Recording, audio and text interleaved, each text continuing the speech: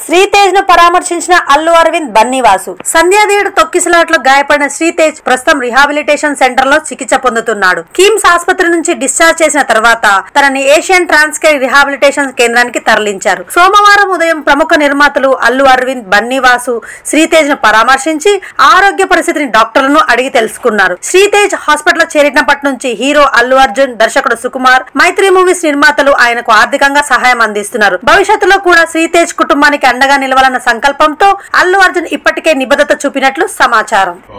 అది వచ్చి hospital ICU we don't know what is day what is night the uniform treatment నడుస్తుంది.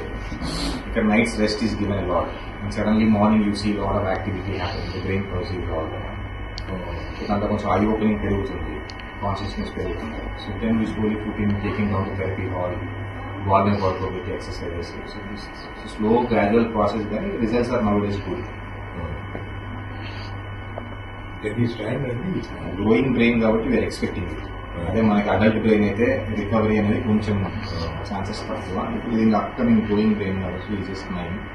So hopefully brain will take new areas and develop. Okay, ఈ లోపల complications రాకుండా we are